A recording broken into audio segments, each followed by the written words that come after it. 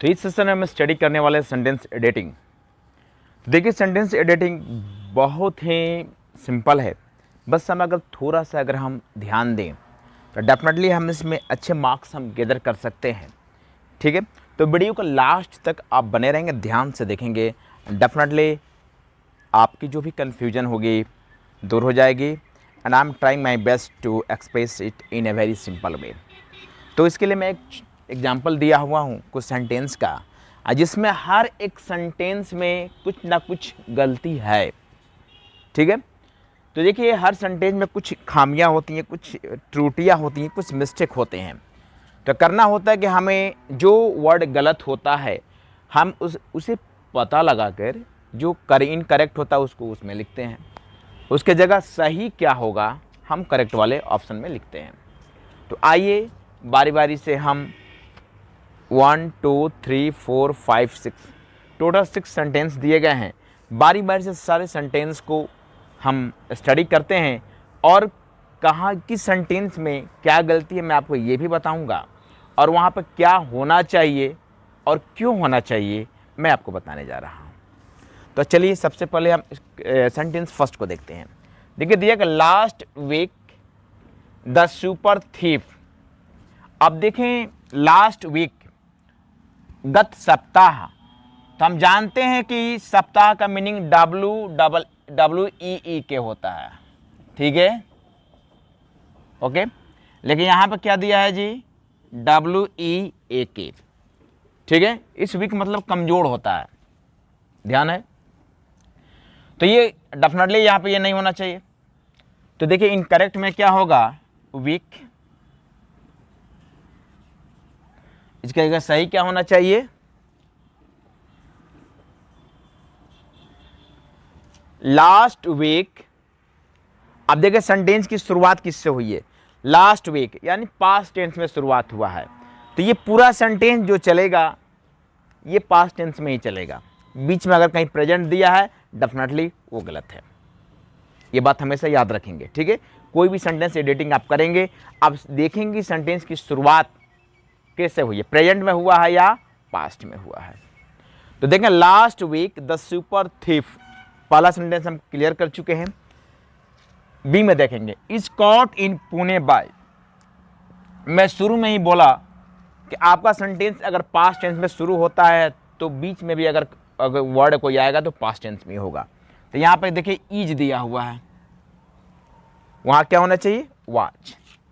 तो इनकरेक्ट में क्या होगा इज, करेक्ट में was. Last week the super thief was caught in Pune by the Pune police. गत सप्ताह पुणे पुलिस द्वारा, ठीक है, एक सुपर थीफ पकड़ा गया। ठीक है, पुणे में। He was arrest.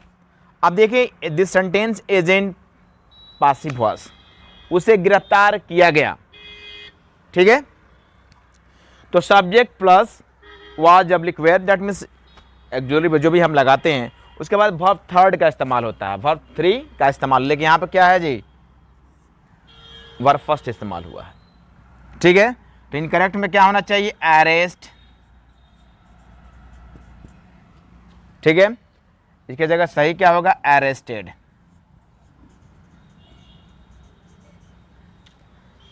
He was arrested, यहां तक क्लियर।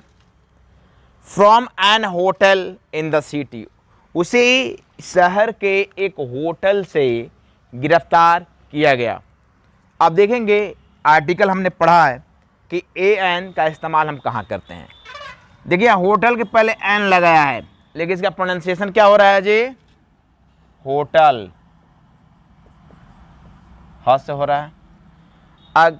ठीक है, और ये क्या है जी कंसोनेंट साउंड है लेकिन वहां क्या लगाया है जी एन लगाया है।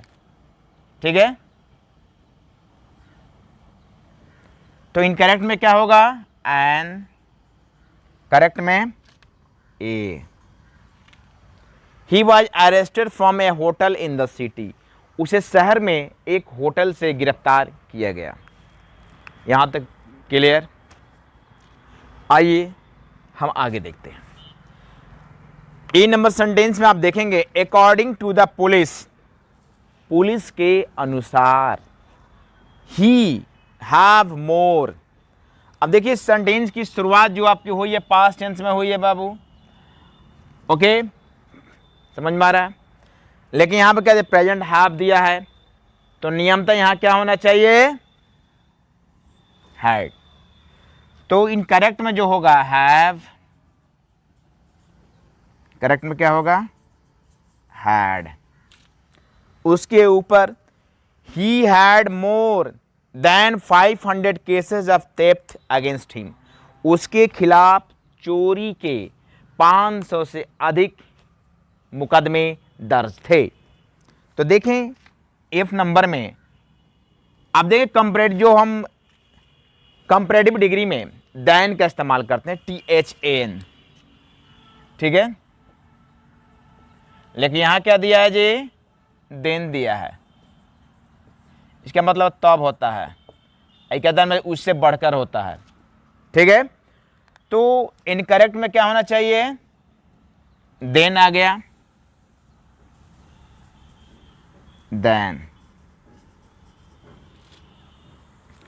एक बार फिर से मैं बता रहा हूं, बारी बारी से देखेंगे, फिर से मैं सेंटेंस को रिवाइज करा दे रहा हूं। ए नंबर सेंटेंस पे हम चलते हैं, last week the super thief. तो देखेंगे यहां पे आपका वीक WEAK का इस्तेमाल हुआ, that's why this word is incorrect here. यहां जो ये वर्ड है इनकरेक्ट, यहां पर WEEK होना चाहिए, लेकिन यहां पर WEAK दिया है, तो पहले सेंटेंस में ये आपका रॉन्ग हुआ, ठीक है। Last week the super thief, अब देखिए सेंटेंस की शुरुआत आपका पास्ट टेंस में हुआ है, तो आगे भी ये पास्ट टेंस में ही चलेगा। The last week the super thief, B में देखेंगे is caught in Pune by the. अब देखिए मैं शुरू में बताया था कि शुरुआत अगर पास्ट टेंस में हो तो आगे भी पास्ट में चलेगा। यहाँ पर आपका इज दिया हुआ है, तो यहाँ पे क्या होना चाहिए जी, वाज होगा। was caught in Pune by the Pune police. He was arrested. You already know that in passive voice, this sentence is in passive voice, subject plus was oblique were plus verb 3, object plus, sorry माफ करेंगे, ठीक है। तो देखेंगे यहाँ पर verb 1 का इस्तेमाल हुआ है, ले यहाँ verb 3 होना चाहिए। He was arrested. डी में देखेंगे from an hotel in the city, article में आपको पढ़ाएगा कि जिस वर्ड का प्रोनाउंसिएशन कंसोनेंट साउंड से होता है तो उसके पहले ए का इस्तेमाल होता है, अगर वॉवेल साउंड से होता है भले वर्ड आपका कंसोनेंट क्यों ना हो उसके पहले एन का इस्तेमाल होता है। लेकिन यहाँ पर होटल, तो इसका जो प्रोनाउंसिएशन है ये है आपका कंसोनेंट साउंड, होटल ह से है, ठीक है। लेकिन इसके पहले क्या लगा है जी, एन लगा हुआ है, तो डेट्स वाई एन जो यहाँ पे है वो आपका गलत होगा, उसके जगह ए होगा। ई में देखेंगे, थोड़ा मैं इधर आ जाता हूँ तो आपको दिक्कत होता होगा। ई नंबर देखेंगे according to the police he have more, ये सेंटेंस पास्ट में शुरू से चल रहा है, तो यहाँ भी यानी कि यहाँ पे हैव दिया है, अगर प्रेजेंट में भी देखते तो ये गलत था, ठीक है। तो इसको पास्ट में करेंगे he had, according to the police he had more, ठीक है। उसके ऊपर यहाँ पर then 500 cases of theft against him, उसके खिलाफ 500 से अधिक के मुकदमे उसके खिलाफ चोरी के दर्ज थे। तो ही हैड मोर, यहाँ पर THEN दिया हुआ है, लेकिन THEN मतलब तब होता है, THAN का इस्तेमाल हम कंपैरेटिव डिग्री में करते हैं, तो यहाँ क्या होना होगा जी, ही THAN होगा। तो इनकरेक्ट में THEN आ जाएगा और उसकी जगह सही क्या होगा, THAN होगा। तो उम्मीद करता हूँ जो एग्जाम्पल आपको दिया गया था डेफिनेटली आपको समझ में आया होगा। तो इस तरह की एक्सरसाइज और भी आपको मैं बताता हूँ, तब तक इसको आप नोट डाउन कर लें।